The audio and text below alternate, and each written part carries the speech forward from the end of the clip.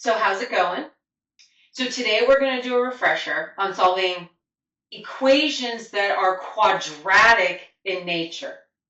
Now, you know what a quadratic equation is. It's a second-degree polynomial that you either solve by factoring or using the quadratic formula, and you have to make certain that it's set equal to 0 in order to have the proper equation or the correct equation, right? Okay, but sometimes we're given things like this, and you're like, I don't know what to do with that. That's a fourth-degree polynomial. You're right, it is.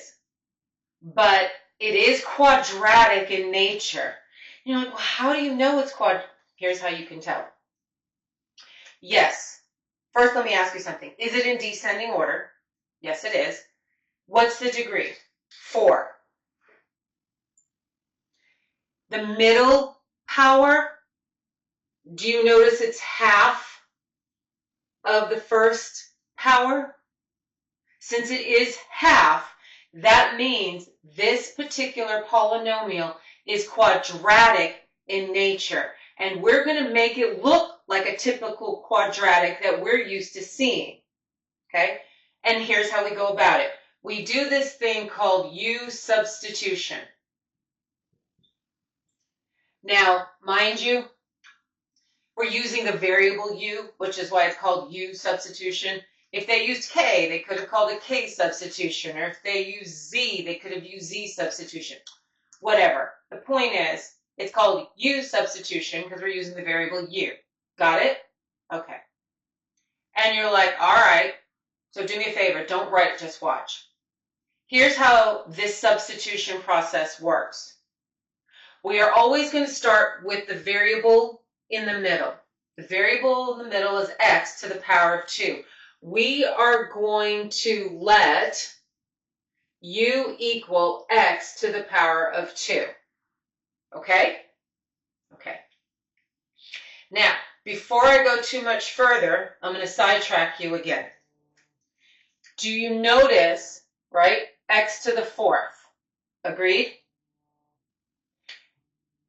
X to the 4th means there's 4 x's, right? All multiplied together, yes? And this is x squared.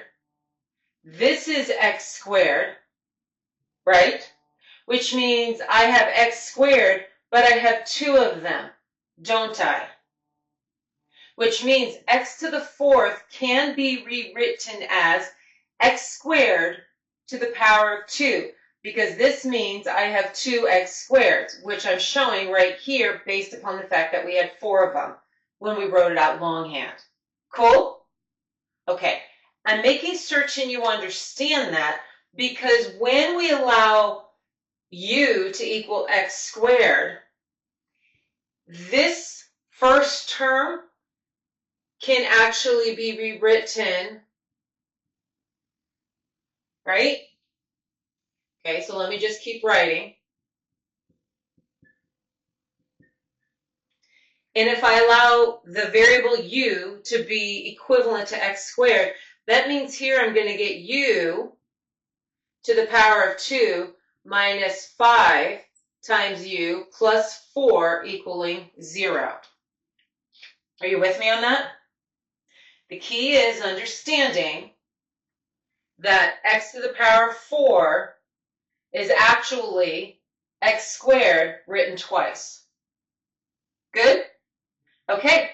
And now I have got a quadratic, and I know how to solve that quadratic. You know how to factor this as well as I do.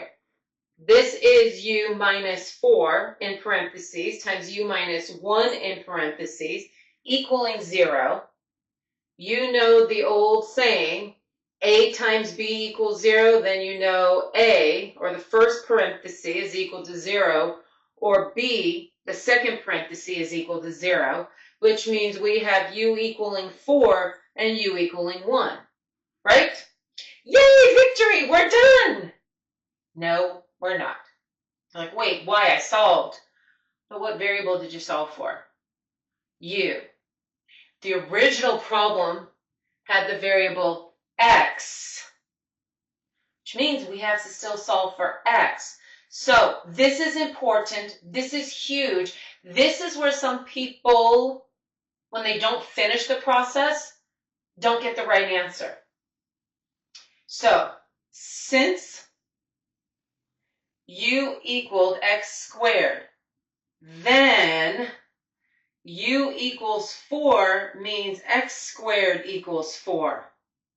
And u equaling 1 means x squared equals 1. Are you with me? Okay, since u equaled x squared, I'm going to resubstitute. And now I'm going to finish solving. So you know as well as I do, you have to take the square root of both sides. This means you get how many answers? 2. So x is going to equal either a positive 2 or a negative 2.